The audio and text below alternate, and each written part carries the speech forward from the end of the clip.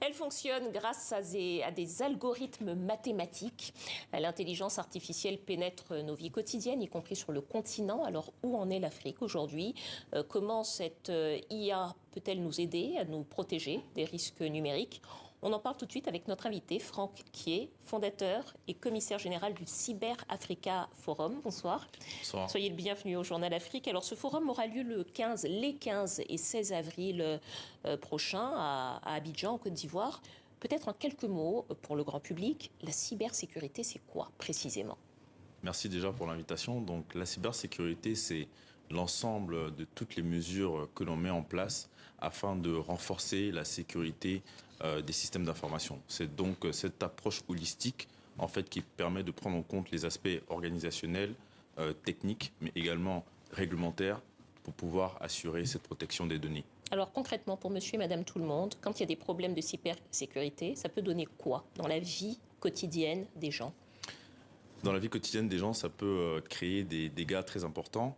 En Côte d'Ivoire et en Afrique, on a vu le développement des brouteurs, ces cybercriminels justement qui, à l'aide de certaines techniques d'attaque, arrivaient à subtiliser de l'argent à des particuliers et pas que d'ailleurs.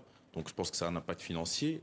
Pour des entreprises aussi, cela peut avoir un impact très important, que ce soit un impact financier, un impact Alors concrètement, réputationnel. pour une entreprise, comment peut se manifester une attaque, un problème de cybersécurité? Est-ce que vous pouvez nous donner 2 ou 3 exemples pour que les gens se représentent bien ce que c'est? Bien sûr. Aujourd'hui, un des exemples qu'on voit de plus en plus en termes de cyberattaques qui touchent des entreprises, même sur le continent africain, est ce qu'on appelle un rançon logiciel. Donc un rançon logiciel est un lien qui est envoyé par exemple à quelqu'un par email, et quand cette personne clique sur ce lien, malheureusement, il verrouille et bloque tout le système d'information et toutes les données de cette entreprise. Concrètement, si une entreprise, par exemple comme une banque, est attaquée, quelles peuvent être les conséquences pour monsieur et madame tout le monde? Ces conséquences peuvent être multiples. Il peut donc avoir, comme je disais, des conséquences financières, avec un risque justement de perdre cet argent qui était stocké dans cette banque. Des conséquences également réputationnelles pour cette banque justement, parce que le système financier fonctionne sur la confiance. Donc s'il y a une perte de confiance, naturellement, les clients quitteront cette banque et iront vers d'autres banques, je le pense. Et donc, par ricochet, des conséquences aussi juridiques pour celle-ci. Voilà, mais tout ça pour comprendre que la cybersécurité, même si ce sont surtout les entreprises qui s'y intéressent, elle touche également le citoyen ordinaire. Elle touche naturellement les citoyens ordinaires parce que ces entreprises sont dirigées par des citoyens ordinaires. Donc cette sensibilisation que nous devons faire passe aussi et surtout par le citoyen. Par le citoyen ordinaire. Alors cette année, le thème du forum Cyber Africa Forum, c'est risques cybernétiques et intelligence artificielle. En clair, comment est-ce que l'intelligence artificielle peut nous protéger de ces risques numériques? L'intelligence artificielle est aujourd'hui la nouvelle force motrice de la révolution technologique mondiale.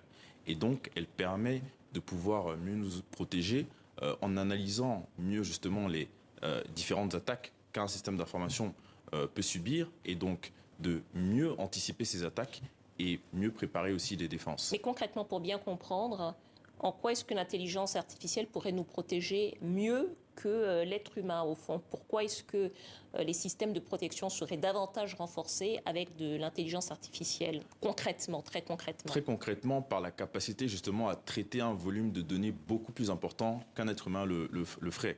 Donc c'est par cette capacité-là justement qu'on pourrait mieux analyser, mieux anticiper et donc mieux se défendre.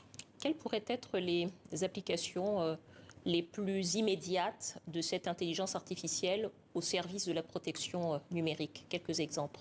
Aujourd'hui, elle pourrait être, déjà comme on disait dans le secteur financier, pour justement faciliter l'usage des utilisateurs et des particuliers dans les interactions avec les différentes entreprises du secteur financier. Dans le domaine de la santé également, l'intelligence artificielle intervient pour pouvoir améliorer les diagnostics, peut-être toucher aussi des personnes qui n'auraient pas accès à ces services-là initialement. Et puis dans le domaine de l'agriculture aussi, il y a par exemple une solution, donc Amini, qui collecte des données météorologiques qui permettent à des agriculteurs justement de mieux préparer et anticiper leur production et donc d'améliorer leur productivité. Et justement, où en est le continent sur cette question de l'intelligence artificielle? Est-ce qu'on est, puisque toutes les nations se battent pour être à la hauteur et pour préparer leur système, l'Afrique en est où aujourd'hui? Je pense que malheureusement, ce n'est pas encore un sujet qui est au cœur des enjeux et des discussions comme je pense qu'il devrait l'être. C'est la raison d'ailleurs pour laquelle nous avons voulu en faire la thématique principale de la prochaine édition du Cyber Africa Forum. Je pense qu'il faut voir les différentes initiatives qui sont menées. Par exemple, une initiative qui s'appelle Indaba, qui réunit 400 chercheurs africains pour réfléchir justement autour de ces enjeux d'intelligence artificielle.